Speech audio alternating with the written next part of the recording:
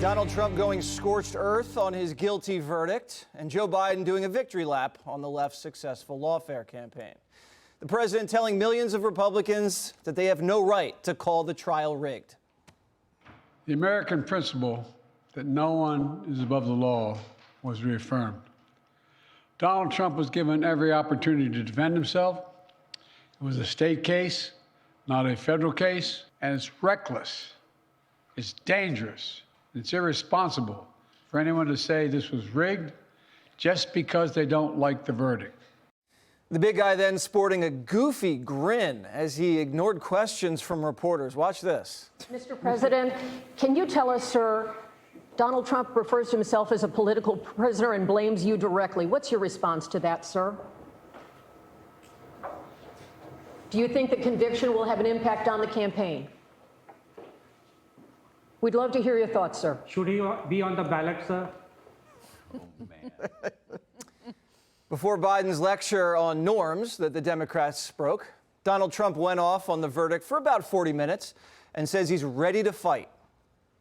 If they can do this to me, they can do this to anyone. These are bad people. I'm the leading person for president, and I'm under a gag order by a man that can't put two sentences together. It was a rigged trial. We wanted a venue change where we could have a fair trial. We didn't get it. We wanted a judge change. We wanted a judge that wasn't conflicted. And obviously he didn't do that. Crime is rampant in New York. Yesterday in McDonald's, you had a man hitting him up with machetes, a machete. Then Bragg is down watching a trial. This is bigger than Trump. This is bigger than me. This is bigger than my presidency. Trump saving some of his best lines for the sleepy one. Crooked Joe Biden, the worst president in the history of our country. He's the dumbest president, most incompetent president, and he's the most dishonest president. He's a very big danger to our country. And the only way they think they can win this election is by doing exactly what they're doing right now, win it in the courts because they can't win it at the ballot box. So you have one president smirking like a weirdo, Harold Ford, and then you have former president unscripted, about 40 minutes, took us through the whole trial, took us through what it meant for the country and the Constitution. How would you gauge both of these reactions today? Good to be back around the table. Yes. I would say a couple of things. I think the partisan exuberance at any level, any time after a trial, does nothing to enhance confidence in the ruling or enhance confidence in our judicial system. I tried to share yesterday that we need to show some restraint. Politics is a part of everything. And it's even part of the judicial system at some level because some of our DAs across the country are elected. Some of our judges are elected, and if they're not, they are appointed. And if they're appointed by people who have been elected to office. Some of my partisan friends and some who are Democrat will say that the judge down in Florida, Judge Cannon, who's a graduate of my law school, University of Michigan, that she somehow or another is a partisan in the race, and not the race, but this trial, this case, and that the thing may be rigged in favor of President Trump because President Trump appointed her, and she was confirmed. I don't buy that. The judge in the case against Hunter Biden, where the case is scheduled to start on Monday, her name is Judge Norek. I hope I'm pronouncing her name correctly. She was appointed by President Trump. She's given money to both Senator Cotton and gave money, I believe, to Senator Romney. Do I believe she can't be fair? Of course not. I think she will be fair. She took an oath. Unless she demonstrates that she can't be fair somehow or another, then I'll agree with that. So I hope all of this talk stops. I hope President Trump stops saying it was rigged. I hope he appeals if he wants to appeal, and it seems like he will. And if the law is on his side, it will be remedied for him. And I hope it's the last time we hear President Biden talk about it. I thought it was somewhat in bounds to say that he didn't think it was rigged. I think he was trying to protect the judicial system. I would have said that more forthrightly. But I think all of this language, all of this exuberance, political exuberance, has to come to a stop. We're going to lose one of the things that makes our country so awesome, so great, so majestic. It's called the rule of law.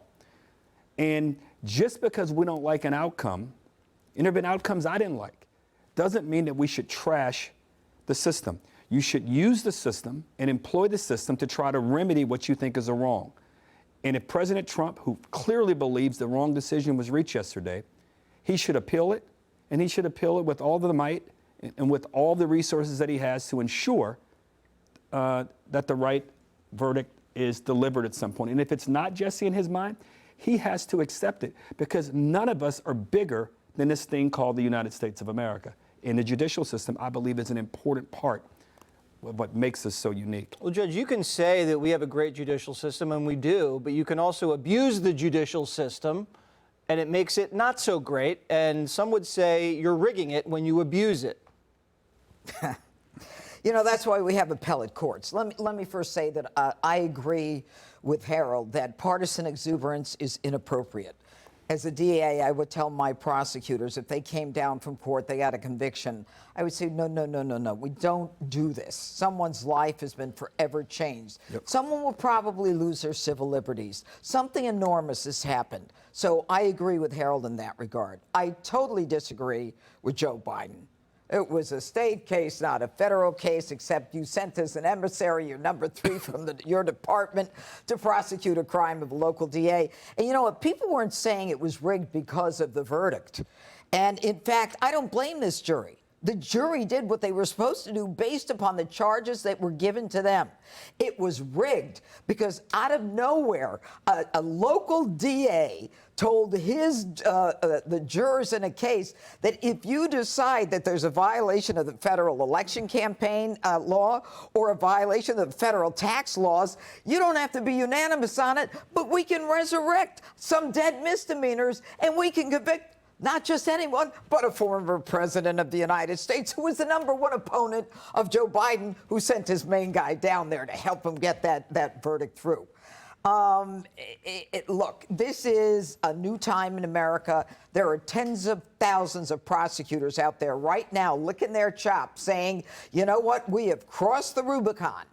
I don't like the county executive. He doesn't give me money for my budget. I don't like the governor. I'm going to indict him. I'm going to squeeze witnesses. I don't even have to charge, and get a judge who agrees with me or make up a crime. Let's just go in there and start. It's a bad day for America. And Joe Biden, don't talk to me about being irresponsible and dangerous. Your Department of Justice allowed the statute of limitations to run for your son, Hunter Biden, so we couldn't get him indicted and prosecuted for the main years that he got millions from Russia and China and Ukraine. They let the statute of limitations run.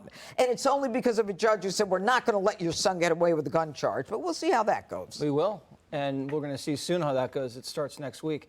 We just have brand new video in of President Biden reacting to the Trump verdict. Watch. This conviction helps Trump in the election. Are you worried that this could happen to you someday? Somebody comes up with some charges and tries to bring you into court after your term? Not at all. I didn't do anything wrong. The system still works. And when Trump says you're just trying to bruise him, what do you say? Politically. He thinks you're pulling the strings behind the scenes, doing all this to help yourself. I didn't know it was that powerful.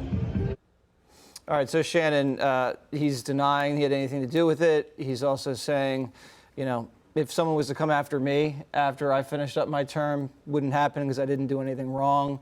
He has no idea if this is going to help Trump. He never really answers anything, does he? Well, but what I like is he at least fields the questions from Peter Doocy. It's like one of the only people he'll talk to. So Peter gets there and at least gets him to engage. So there's some kind of conversation with those two. But to the point about worrying that our institutions are being used, Gallup, Pew, all this polling, people are signaling they don't feel good about our institutions. They're worried about them. And our colleague, Carrie Urban, pointed out today, the Attorney General back in 1940, Robert Jackson, who became a Supreme Court justice, said this to his prosecutors, warning them that this is not supposed to be a political weapon. In this speech back in 1940, he said, prosecutors can choose their defendants, and that's the most dangerous power of the prosecutor. He can pick people he thinks he should get rather than pick cases that need to be prosecuted. With the law books filled with a great assortment of crimes, a prosecutor stands a fair chance of finding at least a technical violation of some act on the part of almost anyone. So prosecutors do have a ton of power. They've got a ton of discretion. I've heard from people who feel frightened. They're worried about how the system is going to be used. They're also angry. And as Punchbowl, one of the political pieces that goes out every morning by email, pointed out, the GOP knows that angry voters are motivated voters. That's the other emotion we're hearing from people, and they're hoping they can capitalize in November. Greg Gutfeld, Jesse Waters. would you like to expand on anything anybody said here? Not really. Okay, we're going to up next. The weird thing about like Republicans, conservatives, independents, it takes a lot to piss them off. The Dems, the left, they're different. They'll protest at the drop of a pussy hat. They'll take over buildings. They might even set them on fire. They'll ruin graduations. They'll glue themselves to famous art. They'll stop traffic. They'll ruin hardworking people's days over nothing. And what do we do? What do we do? We mind our business, right? We go about our lives until a line is crossed. Yesterday, that line was crossed. You can feel it, and the Dems know it. They served up a delicious giant hill to die on. Then they lit a 2-ton stack of dynamite under our asses to help us take the hill. I think they know that. The Dems in the media will repeat the phrase, convicted felon, so many times you will relish the days of Russia, Russia, Russia. But you can't let it work on you, because that was the plan. They're using convicted felon to erase 4 years of disastrous policies. If you just say Trump's a convicted felon, we'll forget about crime, immigration, inflation, and they assume you will, and that is insulting. If I were Trump's team, I would come up with a most wanted poster with Trump on it. Most wanted by America. You know what? There's something to be said about having an outlaw president. So I see this as a win because it fires up the Republicans and it unites people who normally wouldn't be united.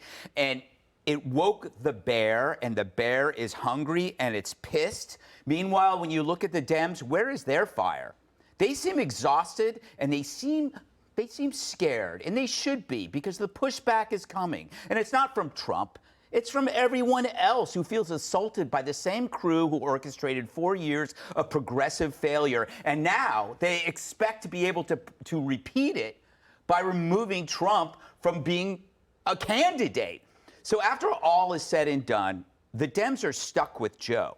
You can't be fired up over a corpse. It's foolish to think that this verdict erased that reality. Just because you try to injure the adversary's horse doesn't mean your dead horse is going to start running. I mean, you looked at that weird exit. If somebody flashed a light at him, he would walk toward it. I like that, the wanted poster. Yes. It's not a bad idea. By America. I'm like filled that. with great ideas. Yeah, once in a while Just you like are, you're Greg. filled with moose. Hey, Sean Hannity here. Hey, click here to subscribe to Fox News YouTube page and catch our hottest interviews and most compelling analysis. You will not get it anywhere else.